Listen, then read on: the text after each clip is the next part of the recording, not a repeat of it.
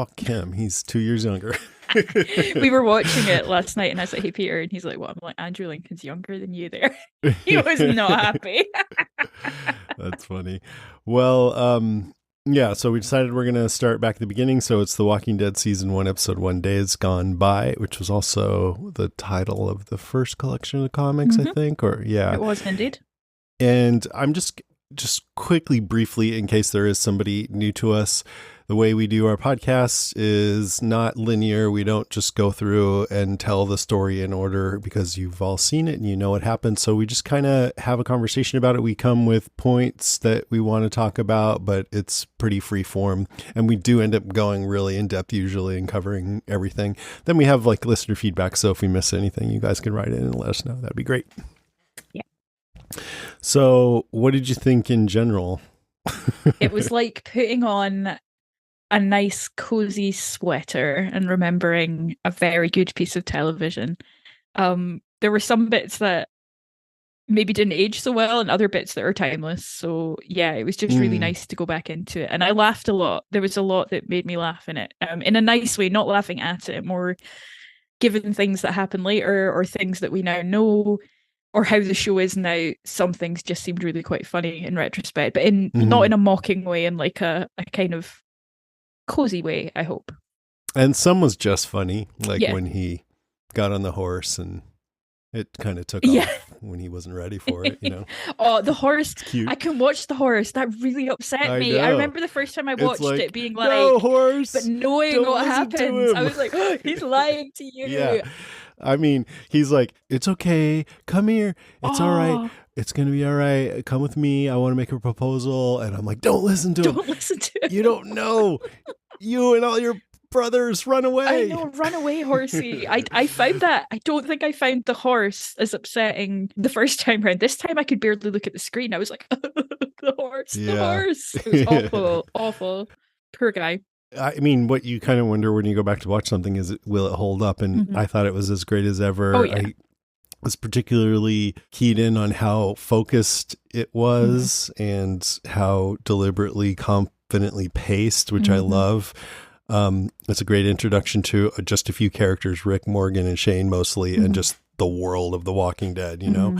And it made me realize, I mean, I've always kind of felt this, but as The Walking Dead goes along and more characters come into it, I almost always appreciated the episodes when they would just focus on a couple of characters. And Glenn Mazzara started doing that. He realized, you know, when you just try to serve everyone in every episode, then it feels scattered. So when you focus on just a couple characters, then some people don't like that because their favorites aren't there. But it's better storytelling a lot of the time, not always, but you know what I mean? Because you can really capture, I mean, in this, it's about this one man's waking up to this horrible world. The world has ended, and it can be very slow paced because it's about his emotions. And so I was still captivated by it, you know, even though I know what happens and I know what the world's all about and everything. Something I'd forgotten and loved was that you actually open with the little girl scene. I'd forgotten that. I thought you woke up with Rick in the hospital. It's been so long. I was like, yeah, it starts like that, thinking probably of 28 Days Later and getting confused. And you don't see that little girl scene again. You're kind of left to insert that into the narrative on your own. Like it just is what it is. And it's when he's looking brutal. for gas. It's brutal. You see a little girl get shot in the head. Like, that's right. As soon as I saw that, I was like, oh, now I know why Lucy liked this show from the start. Because I don't care for cute children. Just kidding. It was, I couldn't believe how graphic it was looking back. I was like, this was the cold open to one of the best network pilots of the last 20 years. And a little girl gets shot in the head in the first 2 minutes. And that stunned me. Because I had just forgotten. I'd forgotten that was it. And I thought, that is amazing. And the way that Andrew Lincoln plays that scene and the iconography of his hat, and he's so orderly, and just everything about it is so great. It really is just such an amazing opening. You wonder, okay, what are they doing here? Because that's a pretty shocking thing to do. And I presume it's just because Walking Dead changed TV. TV has gotten gorier because, I believe, of The Walking Dead. If you watch a medical drama before The Walking Dead and one after, the ones after, you'll see the guts, but not the ones before so much, you know? And so I remember reading the comic because it came out 7 years before the show ever did, and I was a fan the whole time, wondering how are you going to show this on TV? It's so gory. We're not in a movie theater, you know? And when Morgan shoots that one zombie in the head, point blank, which was another kind of shocking scene, I was like, oh, that's how they're going to do it. They're just going to do it. Yeah, and Rick does cable, so they can. Rick does the same to that like derpy deputy. He shoots him just straight in the head. It doesn't shy away from that at all. And it's two things I think you made me think of there. One is how, so putting it in the context of where TV was in like 2009, 2010, I think the other thing AMC had done round about that time was Mad Men. And although Mad Men and The Walking Dead don't seem to be that connected, Mad Men always really leaned into a very filmic style. Like every episode of Mad Men was like watching a very rich And Breaking movie. Bad too. And Breaking Bad Big as well, time. right? Yeah. And I think The Walking Dead took that and ran with it, and it had the extra like filmic thing of being like a Western, you know, with the sheriff. Right down to hiring a film director to do it, you know, Frank Darabont. And this pilot is essentially a film. It's essentially and you know, Kirkman always said it was to be the zombie film that never ended. Like what happened, not pulling away when you get to a community, not pulling away when someone turns up at the gates of somewhere safe. And that really struck me. And the other thing I would say from memory, I didn't have time to read the comic again. I think what I might say is at the end of season 1, I would like to take a beat and read the comic and just make sure where I'm at. This is pretty true to the comic, if I recall correctly. They don't change much in this episode from those opening issues. And that's cool. No, like the whole car chase scene was pretty close to the same. And yeah, very much. And people look like their characters as well. I think Andrew Lincoln's almost the furthest away from what he looks like in the comic. Yeah. But one thing that stood out to me that was new, because I like to see, oh, wait, I'm noticing something I didn't notice back then, or because of what happened later, like you were kind of saying earlier, it changes how I see it. And I always thought when Rosita and Eugene and Abraham came into the picture in at the end of season 3, was it 4? Yeah, 4. They were dressed just like their comic book counterparts. And the comic, even though it's a very grounded comic, it still looks kind of comic booky. The characters do. Absolutely. And so I felt like, they look like they're right out of the comic, but they don't fit in this show because they're too comic booky. And then they started dressing them differently after that. So, I mean, the way they acted was a little bit more silly than the rest of the characters too. Even going forward, Eugene always was, right? Abraham and Rosita maybe toned that down a little bit, but I always felt like they feel like they came out of they really did come out of a comic book into the real world, and in a way that takes me out of it. And the thing that I forgot is that's how Rick looked to me watching this pilot.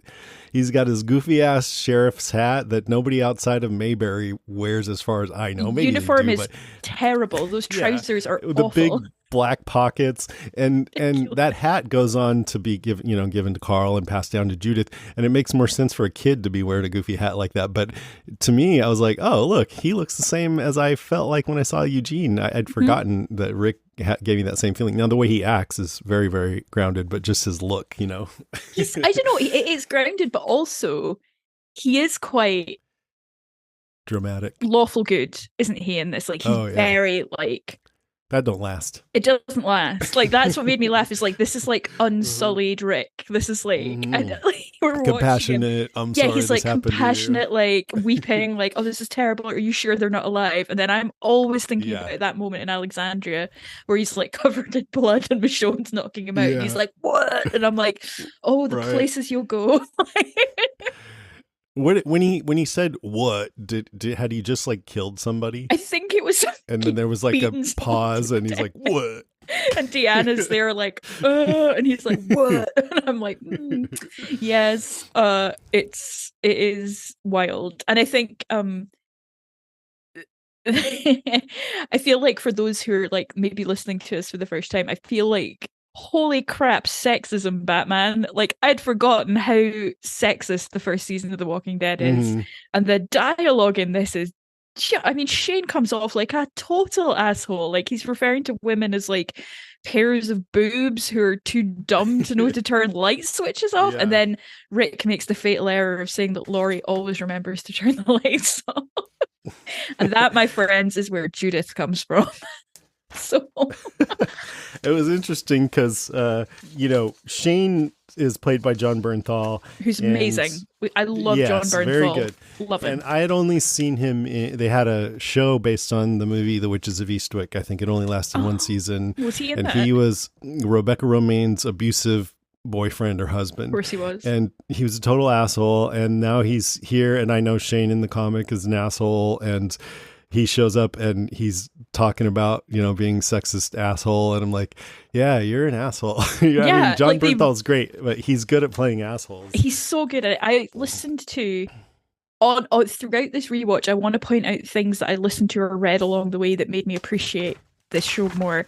And I believe I listened to Jon Bernthal on WTF with Mark Maron. It was years ago. It must have been 6 or 7 years ago. Episode. Such a good episode. Jon Bernthal, trained in Russia in like the Stanislavski method. He has his own podcast now too, which I think is supposed to be really good. I got to check it out. He's an incredible performer. Yeah, he really is. And if you watch him in The Bear, he's excellent in The Bear. He is excellent in The Bear. The most recent thing.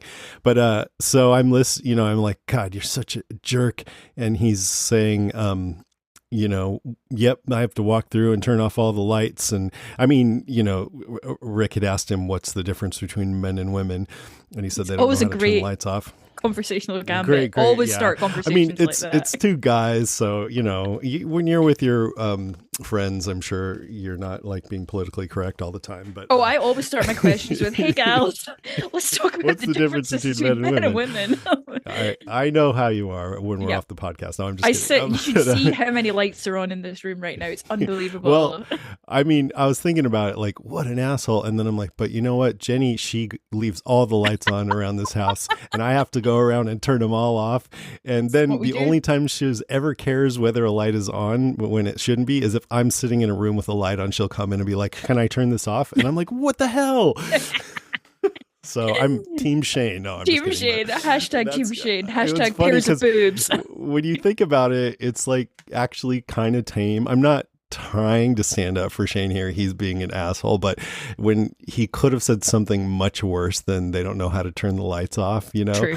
It's kind of funny. It's almost cute, but then he's like, calls him a pair of boobs, like you said. That's not so great. It's almost like 1980s stand-up, like, what I've noticed about men and women, and I'm like, oh, let's just leave this dialogue behind, please. And then later, Morgan and Rick are like, our crazy wives taking the photo albums, what are women like?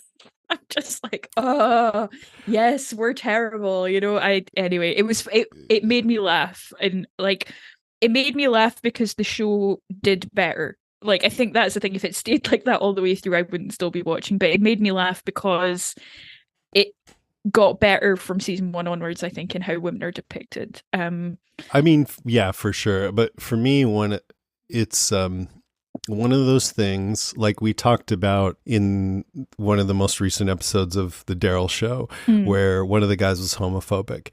And I'm like, yeah, people are assholes. Let's see that. Don't pretend they're not. And Shane talking this way, it seems like some way a guy would talk. I'm totally fine with it. I don't agree with it. If this was a guy in my life, he probably wouldn't be my friend. But what I'm saying is to have this kind of a character saying this stuff makes sense. And it establishes a character for sure. I mean, it would have been a different vibe if like it opened in the car and like they're reading Simone de Beauvoir and talking about like second wave feminism. Yeah. Like that would have been a bit mad. No.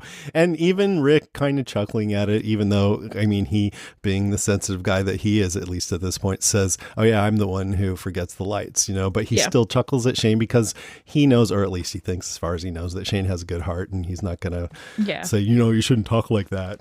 Well, then Rick's also like, women are mean. She said mean stuff in front of our kid. I'm like, hey, Rick, you're going to say worse stuff than that. Lori is a is tough to deal with. I feel hard. I feel bad for Rick. But also some of the stuff Rick says, Jigs. Yes. I'm like, don't worry, Carl's going to hear worse.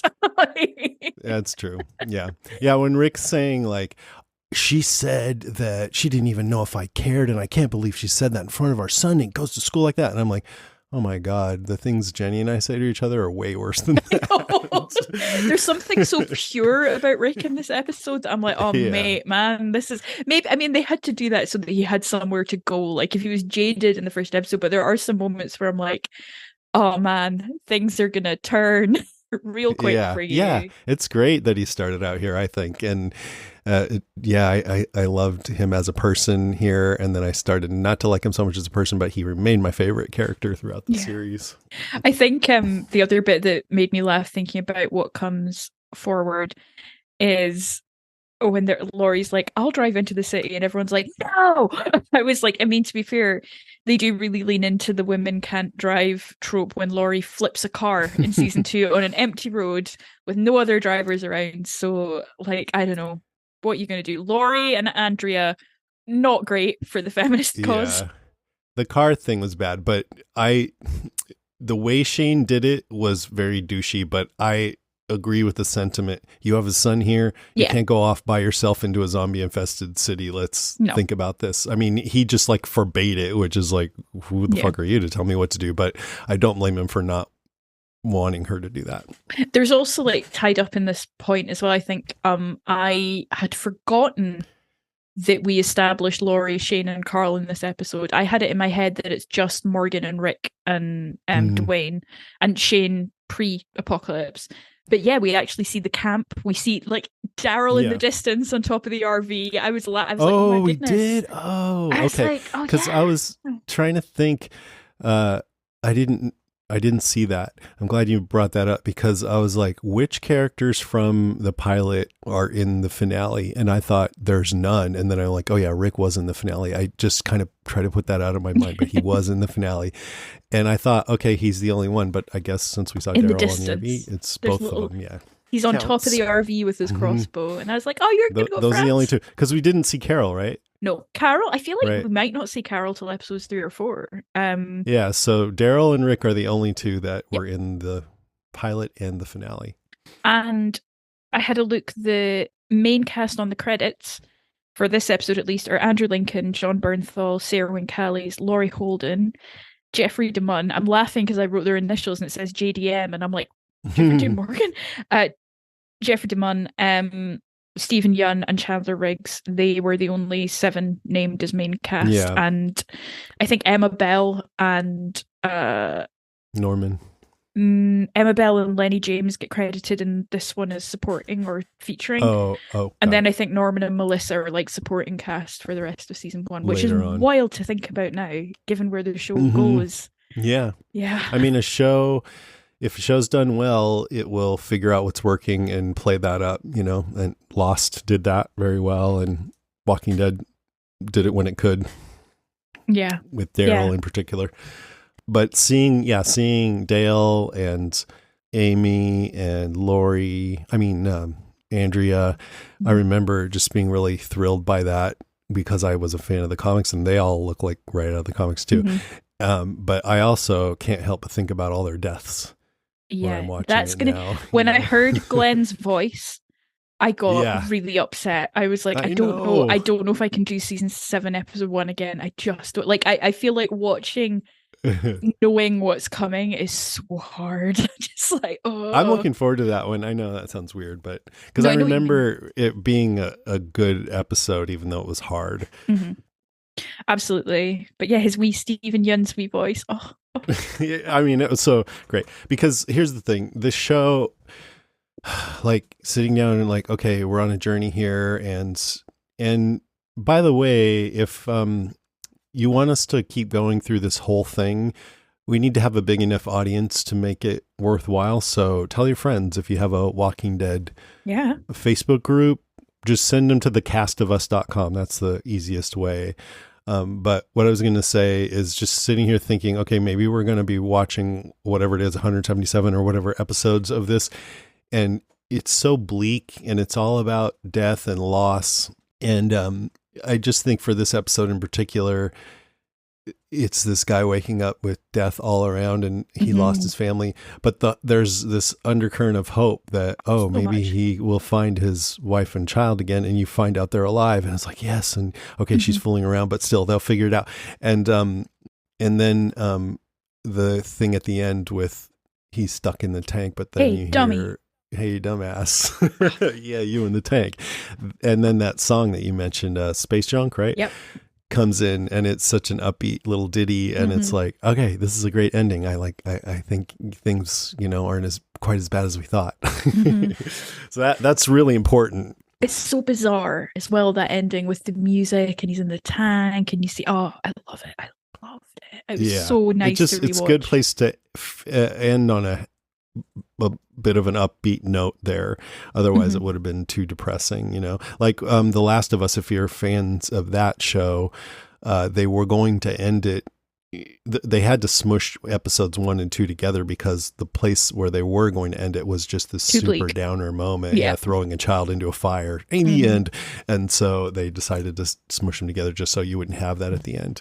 I think this pilot should be studied in television classes about how to establish the environment, the world, what's happened.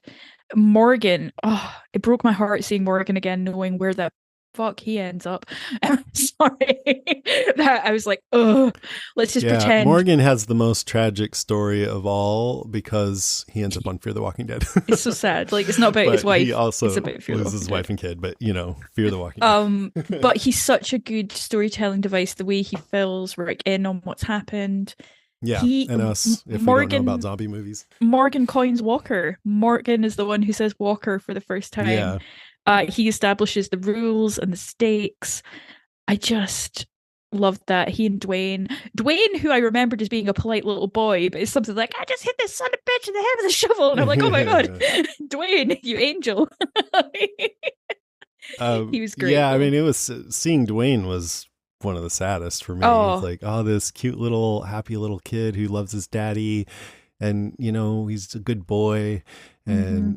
And then I thought, if Morgan had only shot his wife, his son would have lived. And I thought that would be a good first line of a short story. If John had only shot his wife, his son would have lived. Yeah. And they're like, what? Why? Because Dwayne must get bitten not long after this, because it's Morgan's wife that does it, isn't it? Like, spoiler alert for future episodes. And well, I mean, if it wasn't clear, we're going to be talking about the whole series, so it'll be spoiler filled, and if you haven't seen it, you should go watch all of The Walking Dead and then come back and listen. If you haven't seen it and you've tuned in at episode 548 of The Cast of Us, I mean, I applaud you, and I'd love to know your story. So we find out in Clear, the great season 3 episode where Morgan's lost his mind, that he just, here we see he didn't have the strength to shoot his wife, and then I forget the exact details, but she bites Dwayne. And he and Andrew Lincoln are just such great scene partners. It always cracks me up that they're both British. Just cracks me up. I'm like, off screen, or they just like, all right, London, and then they go back on and they're doing let's go. All right, let's go. Both their accents they improve. This episode, they're still good, but they get better. Yeah. I'm no expert either. They seem fine to me. They seem fine. I don't know. But when Lenny James, he's so incredible in this, and he always is incredible, but when he has a great script to work with, it's just the best, right? He's magic. Like, he's a wasted talent on Fear, and in this, it's like, yeah, man, I wish he had more stuff like this to do. One of my ambitions is to see Lenny James, like, in a stage play in London. I think it'd be really good. Like, I don't know. I have so much time for him as an actor, and one time I'm going to talk a little bit about because one thing that's different for me since we started this 13 years ago is I've met all these actors, I've interviewed them, and I've been on the show a couple of times. And Lenny James, I only got to do panels with him. He was never on the podcast. I don't know why. We should have tried harder. But anyways, he's kind of a quiet guy. But I remember one time I said, yeah, Morgan just has a dark cloud around him all the time, or he has a dark cloud over him. And the audience started to boo. And they thought I was saying something bad about Morgan or Lenny James or something. And I'm like, no.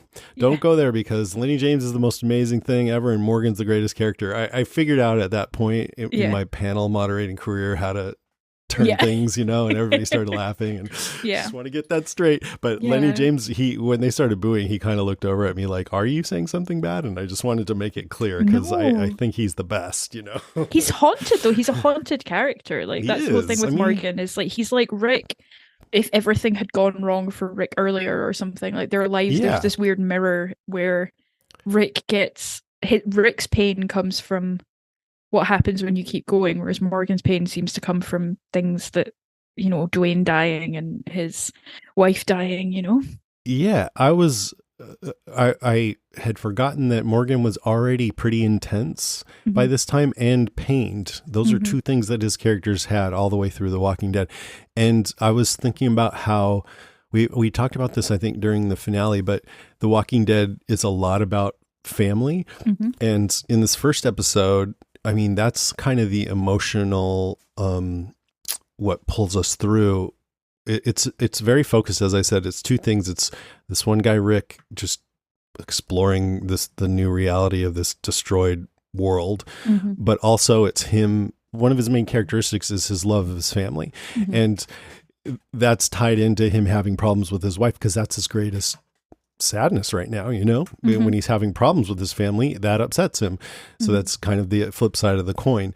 But as soon as he gets out of the hospital, the first thing he does is go home and and we get our first Carl of the series. Carl! Lori! And so that's his goal. He wants to get back together with his family. His family's everything. And that's what pulls us through. I think this pilot is just, we want to see him reunite with his family. And then Morgan is like the other side of, he's going to be the other side of that. Like, he's already lost his wife, and you can tell it pains him, but he's still got to protect his son. And then the next time we see him, as we mentioned earlier, he's lost his son too, and that wrecks him. Like, I think The Walking Dead is about family. It starts off here in the first episode being about actual family, but then it becomes about found family, and on a meta scale, it's about fandom family, like TWD family and Zedhead family and everything, right? And it all fits together. But Morgan is an example, at least for a while there, of someone who's lost all that, and then he just becomes a guy who has to clear, which means kill, and he has no connections to anyone, and he's gone bonkers because he doesn't have that family yet. Then he gets brought back into the fold, and Rick helps him, and then Grace too on Fear. So it really, I mean, the relationships are so important. I mean, I guess they are in most shows, but not always. I mean, a lot of shows are more plot centric, but the characters in the relationship are really the heart of The Walking Dead, I think so. And I looked up the actor who played Dwayne. It's a guy called Adrian Cally Turner, and he had a few small parts and things after The Walking Dead. And he's also a youth activist, and does a lot of different things now. So I was pleased to see that he had a good career coming out of this, because that's pretty awesome. Like, I was in the pilot of The Walking Dead, actually. Yeah, he was good too. He was great. He was. They were all. I mean, one of the things that this is reminding me of is that it's an absolute sin that Andrew Lincoln never got nominated for an Emmy or something. Like, he's so good. He's so good in this pilot. He sells so much with a script that is 70% silence. Like, he has to do so much, and he carries it, and it's just amazing. Yeah, and I talked about the deliberate slow pacing, and I think part of that is the spare music. And there a lot of times during the tensest parts, there's no music. We just left to feel what we're feeling from what we're seeing. That works pretty well. I mean, I like it later on when Bear McCreary I found kind of underwhelming, actually, but overall, I would say later on they got other composers that were doing better. But anyway, this episode was great because it was spare. And then when the music did come in, it was when he was at home crying. Rick was at home, and then there was some sad music there that really got me, in part because there was nothing before. But anyway, what I'm getting at too is the lack of dialogue. Like, The Walking Dead faltered in some ways when the character started speechifying a lot. Mm-hmm. And we're going to get to that as we go along in the series. But I think often over the course of the series, it's at its best when there's no dialogue. Yes. And it's just a character reacting to a situation, you know, and you see long stretches of something happening without anyone talking. Mm-hmm. That's when it can be at its best. Absolutely. Letting the actor do the work without the script needing to be there. I have one nitpick about Rick going back to the house and having his little breakdown on the floor, which is when they go to Alexandria. I'm sure he has a conversation with Michonne where he's like, Laurie and I always thought about getting a nice house like this. And I'm like, oh my God, your house is really nice. In the first episode, I was like, it's immaculate. It's got a lovely porch. I was very impressed with the Grimes real estate. So just saying, I didn't think Alexandria was that much nicer. Oh, well. Yeah. Maybe he'd forgotten. All right. Maybe let's go ahead and do our normal points format. I feel like I've talked a lot. Do you want to go into another one? Yeah, why not? Let's have a look. So we talked about the cold open. I've written burger, misogyny, boobs, and bitches. I feel like we covered that.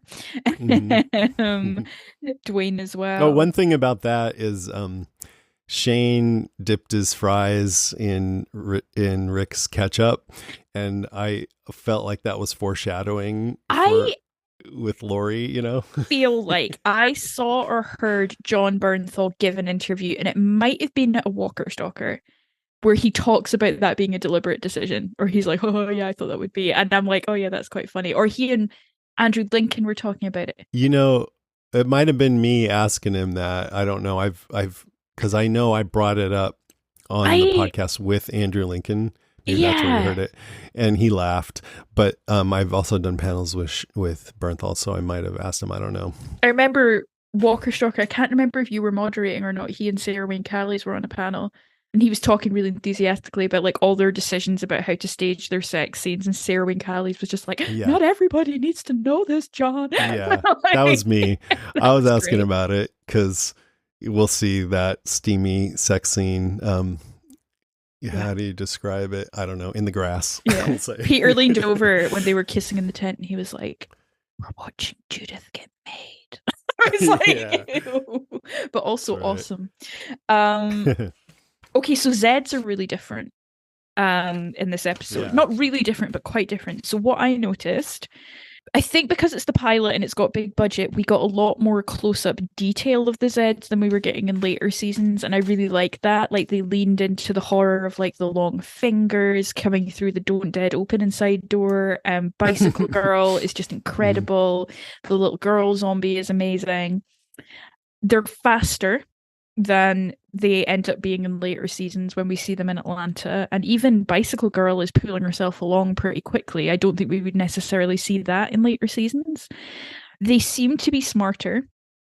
So we see Morgan's wife trying to open the door, and we see them clambering on the tank. I couldn't really decide if clambering on the tank broke rules that are established later or not. Yeah, I'm kind of open. I think so. That one.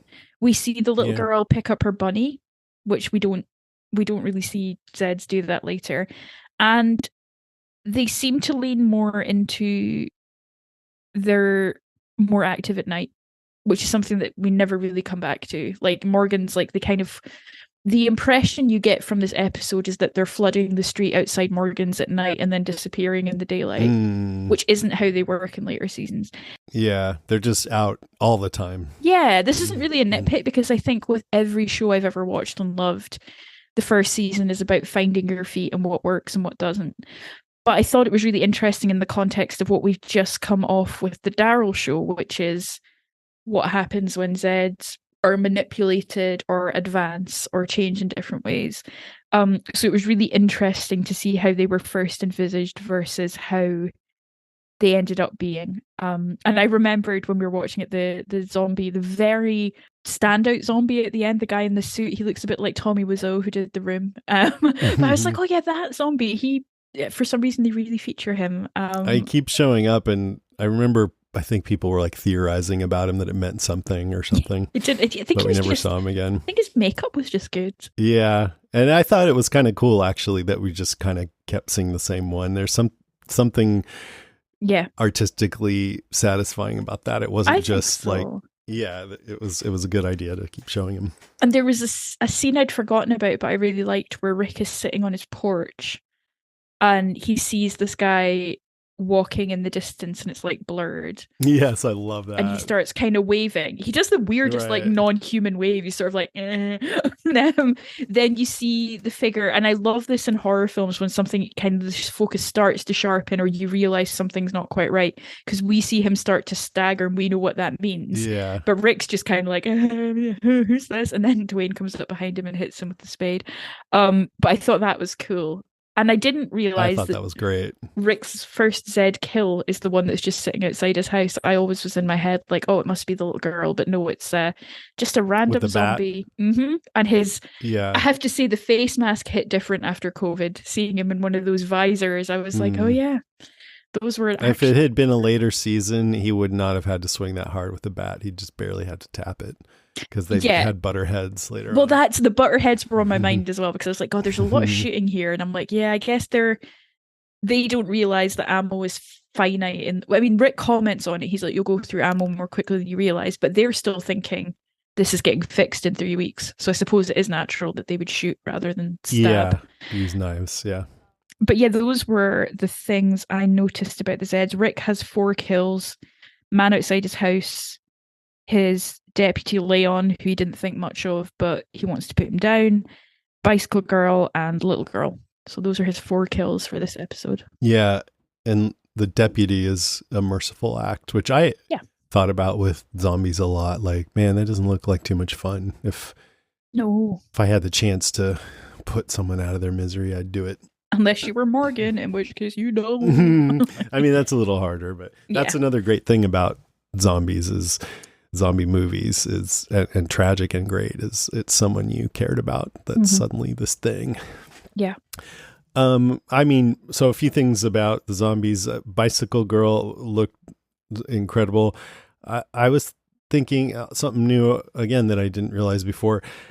When he saw her, I think that's the first time he would be like, oh, people have become monsters, because he sees the don't dead open inside door and he sees the fingers come out. And I actually thought it was a little bit unbelievable that he would just run away from that. Even though they were all white and they were whispery, I still think he would at least be like, who's in there? Hello? You know? But he's just like, eek, I'm out of here. You know? Like, you don't know about zombies. You don't know what's going on. And you're just going to run away. I didn't believe it. I mean, never had that thought before. Jason, the message was really clear. Don't dead open inside. What's not to understand about that? Inside. So, I mean, fine, he runs away. But when I think he doesn't, it takes him a while, of course, as it would anyone, to realize what's happening. So he sees this half gone, emaciated, like rib cage showing woman just crawling along. It's like, oh wait, this is like, what is this? I don't know, but she's a monster. And I don't even know if it registers to him that the dead have risen at this point. No, but he knows people have changed into something bad. By the way, with Bicycle Girl, since I'm talking about her, Karen and I, when we had Andrew Lincoln on for our 100th episode, we asked him to give us this intro inspired by this scene. So I'll play it. Hey, this is Andrew Lincoln, Rick from The Walking Dead. You're listening to the 100th Walking Dead cast with Karen and Jason. I'm sorry this happened to you. Amazing. So, I love that. He agreed. He laughed when I asked him to do that. That is incredible. And I'd like one of the subtle storytelling things they do when Rick sees the little girl in the cold open, when she turns round, he's not shocked so much as distraught. Like, it's like he knows what has happened and he's sorry about it. Whereas with Bicycle Girl, he's like, what the fuck has happened? Whereas with the little girl, he's like, oh man, I know what I need to do. And I don't like it. And you see him also ask Morgan, are you sure they're dead? And Morgan's like, yes. Well, because it's right before he's going to go kill one. He just has to double make sure, because he's still compassionate Rick. He wouldn't give a fuck later if you're dead or alive. He would shoot at people who clearly are not zombies later. This is him still like man of the law as well, because he's like to Morgan, when Morgan takes him and he's like, you just shot a guy. Like, I'm like, what are you going to do? Arrest him? He's like tied you up in his bed. Like, suggest going in and killing a hospital full of people who he doesn't know whether some of them may be innocent. Inside each of us, there are two wolves. One is worried about killing the guy in the front porch. The other one just wants to bloody kill everyone at Grady Memorials. So the question is whether you listen to the police officer wolf or the serial killer wolf. I mean, why not both? So other zombie stuff. Morgan educates Rick, as you said, about zombies. First to call them walkers. I thought it was interesting how that came about, because he asks Rick, do you know about the dead people? And he says yes. And he goes, no, I don't mean the ones they put down, the ones they didn't, the walkers. So it's like the ones who are up walking around, it kind of naturally leads into him calling them walkers, or, of course it's the Walking Dead. Also, he tells them how it works. Don't you get bit? Bites kill you. The fever burns you out. But then after a while, you come back. And it just reinforces the point that there's no zombie movies in this world. And I think it was a good choice not to have zombie movies, because it makes them feel more unknown. If it would just, there are a lot of zombie movies and shows where the people talk about zombie movies, but then it feels a little bit more like a comedy or something.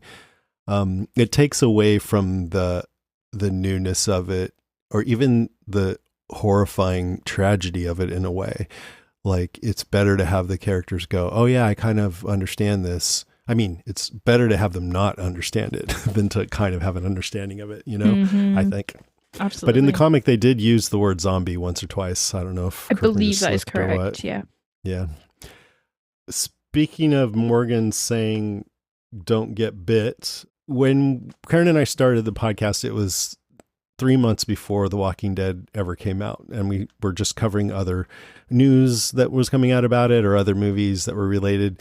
And we still had the tagline, don't get bit, at the end. And we had a few listeners writing in saying that was grammatically incorrect, and we should be saying don't get bitten. And I'm like, I know that, but it doesn't have quite the same ring to it, So then when this episode came out, I was thrilled, and then I played this bit for I play a clip at the beginning of every one. I played this. Look, I ask, and you answer. It's common courtesy, right? Did you get bit? I was like, see? Don't get bit, Morgan Jones. And then I thought it was funny that he says that, did you get bit? And he also says, don't you get bit? And then when Dwayne says, it weren't no man, he goes, what did I hear coming out of your mouth? Yeah. It wasn't a man. It wasn't a parents man. Are hypocrites. They are. Grammar Absolutely. police. But I also love that Morgan asks Rick, what's your wound? And that's really interesting, because in Rick's final episode on the main show, he hears the voices of people from his past asking, what's your wound? And I never knew why they were asking, what's your wound? I was like, that's really weird. Is it like a comment on, like, I don't know, the psychology of, like, is it an emotional wound? Is it a real wound? But they had, like, pretty sure they had... I think it's both, yeah. Yeah. Right. But the other, now it's because that's what he hears Morgan saying as he's, like, slipping out of consciousness or waking up. Stuck and I was in his brain somewhere. That's awesome. What a cool callback. I really like that. Yeah, that is really cool. A couple other things. Morgan and Dwayne peeking out at night and seeing the zombies shamble around. I just got to bring that up because it's so cool. It reminds me of Night of the Living Dead, and I love it. Yep. And then I think you mentioned how the zombies are different. Teddy Bear Girl picks up her teddy bear. Morgan's wife seems to have some kind of a memory of where her home is, and she can turn the knob, and they're faster and all that. And I think that they are variants. I think all of them? I guess so. I think when they came up with the concept of variants at the end of The Walking Dead, I should have went and looked this up, but one of the characters said, I had some experience with that early on or something. So I think what actually happened is they had the zombies acting this way because that's what Darabont and everybody decided on. Mm-hmm. But then over time, they changed their minds about some of it. I presume they changed their minds about the zombies seeming to have a semblance of humanity, as Morgan's wife does.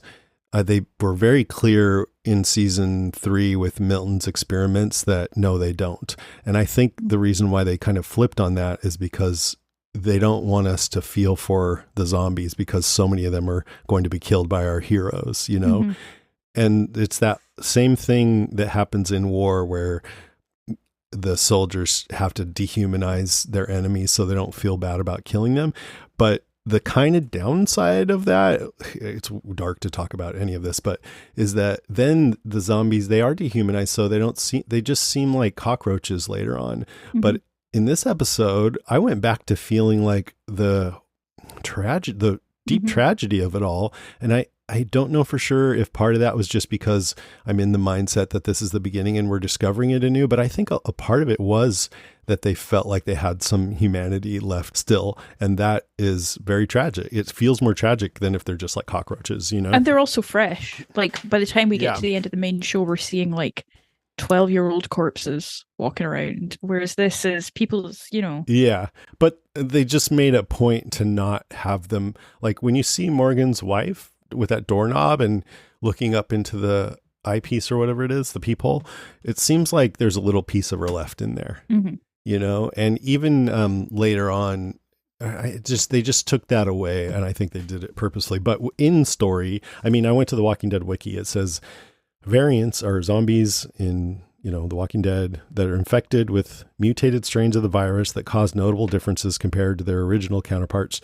These differences include increased speed, agility, strength, aggression, problem-solving intelligence, biological defenses, and reduced resurrection times. Aside from the French variant, it's unknown what caused the physiological differences in those infected by the variant strains. So I think there may be variants among the variants. Some were definitely caused by human experimentation, but it might be that others just happen because they're just variant forms of the virus or something like that. They also said in World Beyond, they seem to say that some French scientists were in the state, so maybe they introduced it here somehow. But anyway, no, I think they retconned it so that we would remember, like we're going to see a zombie pick up a rock in another season 1 episode when they're at the mall and smash the glass with it.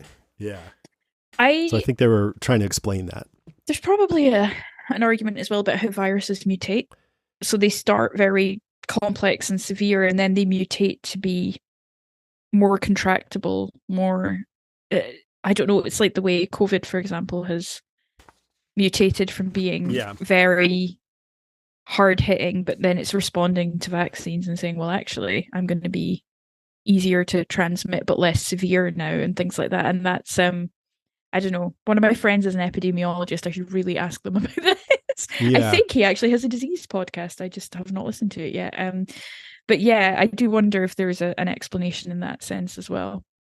Maybe. But I just think, I'm pretty sure when we talked about it, when the variants were first, introduced as variants in season 11 or whatever it was, I think we mentioned these ones early on in The Walking Dead and thought maybe they were saying that these were also those, you know, because they climb, they pick up things, they're faster, you know, it's kind of similar to what we saw later on in The Walking Dead, more deliberately introduced as variants.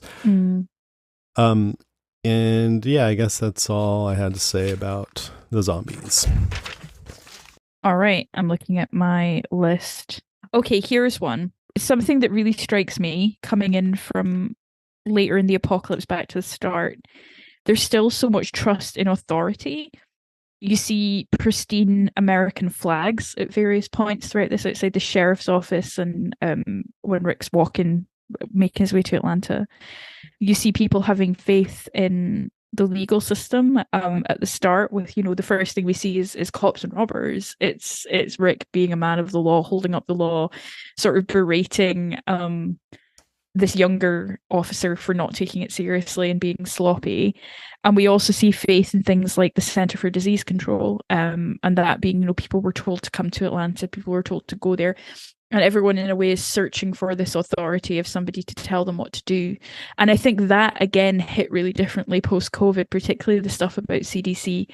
And what do we do when there is a panic and a fear, and where do we look for authority and where do we look for comfort?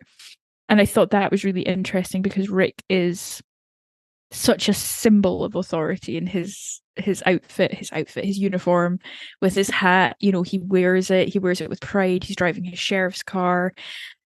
It really stood out to me, given the kind of what we see over the 11 seasons is the complete breaking down of that, and then the rebuilding of it in a different format.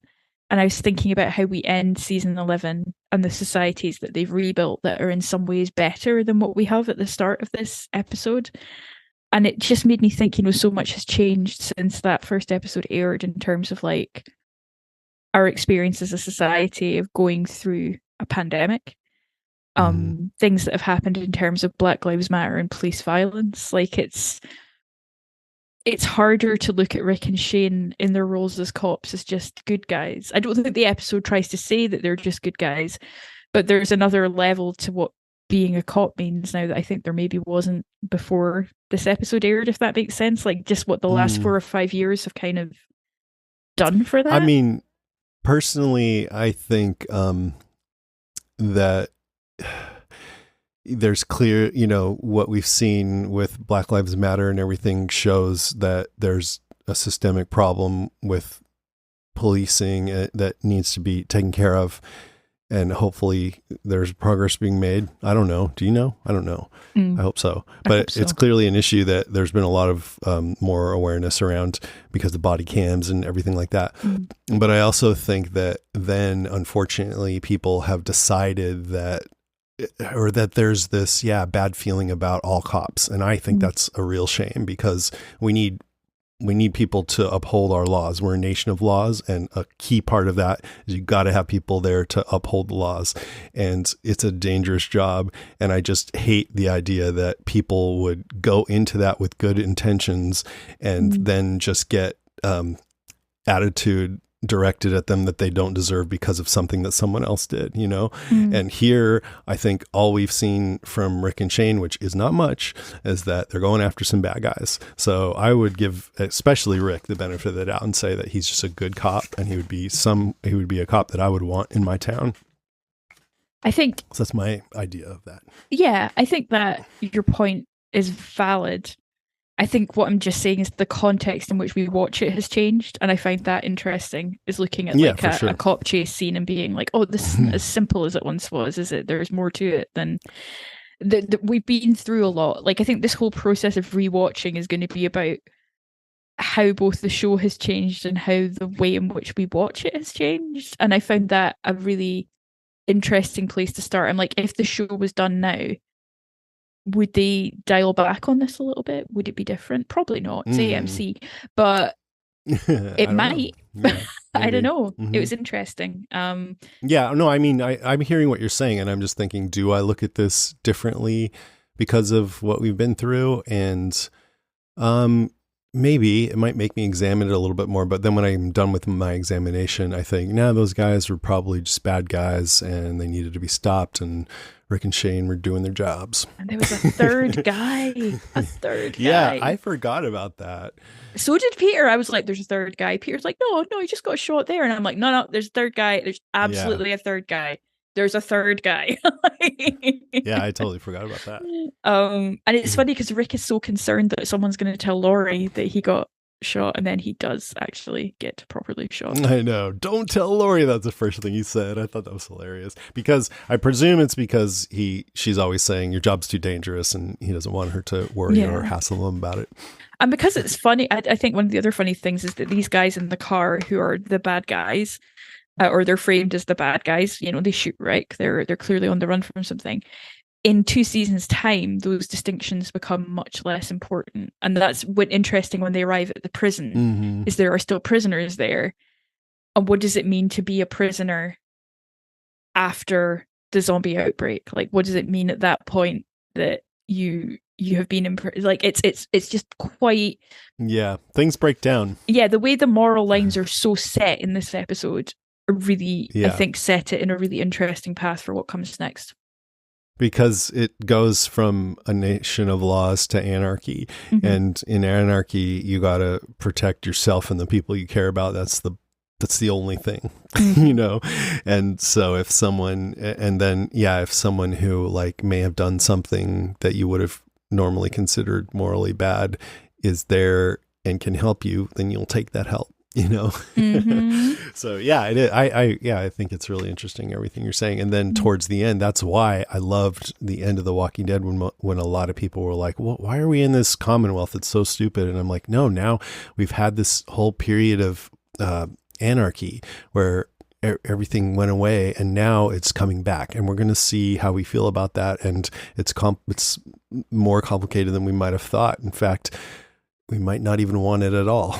You know, it's really interesting to me, for sure. Love it. I'll talk about my favorite part of this pilot is Rick waking up and exploring. He's just stumbling out of his hospital bed with the dried up flowers and papers everywhere, lights flickering, looking through that window and seeing this bloody chewed up corpse. And I don't know how, but the show really made me feel like I was seeing this kind of thing for the first time. You know, we've seen so much gore and death on the show, but it's like, oh my God, that's horrible. You know, I would expect to be desensitized to it. Yeah. But maybe it's just the talent of Frank Darabont. And the smell, you got a sense of the smell. Flies everywhere, that helps. Oh, awful. And the way the smell. I cannot emphasize enough how good Andrew Lincoln is in this episode. But you just got this sense that like, oh, it must smell absolutely honking. He did a great job of seeming like a guy who just came out of a coma after suffering a gunshot wound and is feeling pretty fucked up, and it discovered that the world ended, you know? I loved that he was talking to Shane like, there's you got from your grandma's, put it back, and then he looks and the flowers have died. I'm like, the way they do this time stuff is so interesting. Time stuff, like time jumps. The one nitpick I had about the hospital, this is again, no one wants, like, this is one of those things where you're like, well, why does nobody in Harry Potter ever go to the toilet? It's like, why would you write about somebody going to the bathroom? I do feel he would have had a catheter, and he probably would have had to remove his own catheter, which would have been unpleasant. So I'm glad they didn't show that. They just showed kind of mildly pale and clammy Andrew Lincoln going about in his boxers for a while, which, like, you know, I mean, why not? It doesn't really make sense. Like, well, I think we see in a later episode, Shane came in and blocked the doorway with a gurney so the zombies wouldn't go in there or something. The ultimate protection, a very movable gurney. I know, with wheels, yeah. But I looked on Chat GPT. I asked it, hey, how could Rick have survived being in a coma in this hospital or whatever? It said, Rick's survival in a coma without any assistance is very improbable. He would need more than just an IV bag to keep him alive. He would also need a ventilator to help him breathe, a feeding tube to provide him with nutrition, and antibiotics to prevent infections. He would also need someone to change his IV bag, his catheter, and his bedding regularly. Otherwise, he would be at risk of sepsis, dehydration, starvation, or suffocation. So I think this is our first instance of the Department of Suspension of Disbelief in The Walking Dead, really. Read a sting for that, like, boom, boom, boom. Imagine if you woke up though, like beautiful Andrew Lincoln woke up, like, I don't know, covered in his own piss, like, I know, looking absolutely shocking. Just, like, I mean, you need water every 3 days, or you'll die. So someone was coming in and maybe there was like throat, I guess, a nurse variant zombie who remembered that they were a nurse and was like, I must change the IV bag. But we need that flashback. The gurney is a good call back in the finale because someone does the same for Judith. I think they put a gurney in front of the door, which I liked. The whole coma thing, Kirkman had said he did that, you know, in the comic. In case people don't know, I presume everyone hearing me knows this, but Robert Kirkman wrote this comic, The Walking Dead, and that's what the show's based on. He was also a writer on the show for at least the first 5 seasons. Yeah, he seemed to distance himself from the show a little bit. I know. I kind of wonder what that was about. Yeah, I mean, I was thinking about, like, the writers on the show are pretty much all different by the end, and actually most of the writers from season 1 didn't make it very far. Darabont left in the middle of season 2. Kirkman had written episodes up through season 5, and I think he was still consulted after that. But I feel like, I couldn't find any solid information. But there was there lawsuits. A lawsuit? Yeah, there was some kind but of he may lawsuit. still have been an executive producer, even though there was. I'm not sure. Glenn Mazzara was here already, and he made it through season 3. Scott Gimple and Angela Kang didn't even come on until season 2, so they weren't here yet. They weren't there. Yeah. So it just feels weird that the show we really know, it's almost all different people here. It's funny, isn't it? But anyway, so the coma, Kirkman did that in the comic because it was easier to skip the fall and the progression and just go straight to the apocalypse. Mm-hmm. And that comic came out in October 2003, Walking Dead #1. One of the greatest zombie-esque movies, 28 Days Later, came out June 2003 in the States, earlier in the UK. Interesting. But Kirkman said he wrote the scene before he saw the movie, so it was a coincidence. I mean, it's a great storytelling device. Yeah. Really good. But it's kind of, if he had seen the movie and just said, I'm going to do the same thing, that's kind of shitty, I think. Yeah. I think. I hope he didn't. I hope he didn't. I believe him. So anyway, then in the hospital, like after he sees the whole don't open dead inside, don't dead open inside. Never know, it'd be funny. Even though I now think he should have at least said something, it was a fantastic visual. Then he has that match and he goes into the stairwell and he keeps going out and you're like, it's dark. Light another one. And even though nothing happens, it's freaky. I think Maggie had something kind of similar to that in season 11. Yeah. She was in a dark with a building. Flashlight that fell. Yeah. Oh, okay. Yeah. And then she had to go to matches. Oh, it was so spooky. Yeah. Yeah, that's spooky. And then coming out to the brightness after he's been in this dark place and also a coma, that was really effective. And seeing all these corpses wrapped in white sheets laid neatly in rows with blood spots on their heads, meaning I'm sure somebody figured out how you kill a zombie. And then, he stumbles down the stairs and sees that whole army camp with the building next to it that's firebombed. And it just such great atmosphere and him, our lead character here, just discovering this world in his feeble state. I don't know why, but that's one of my favorite sequences in all of The Walking Dead, actually. On his little bike with his little gown on as well.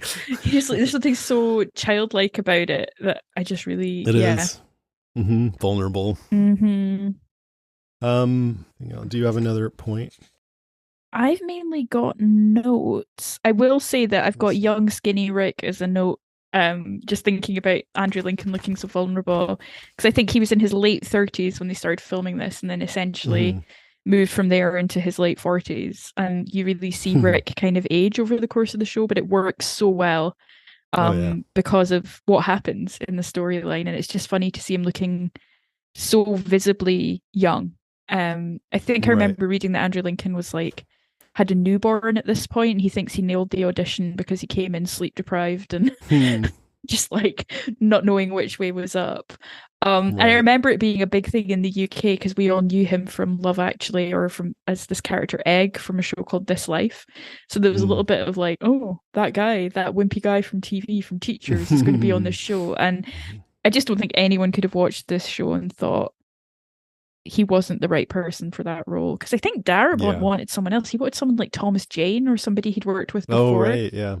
But this was just sucked. so the right call. I know, and you'd never think it otherwise. I mean, I think he said he thought about Gary Cooper, who's a old timey, American actor who was in westerns and had this kind of a solidness to him, and I think when he gets on his horse, that helps. He feels like a cowboy.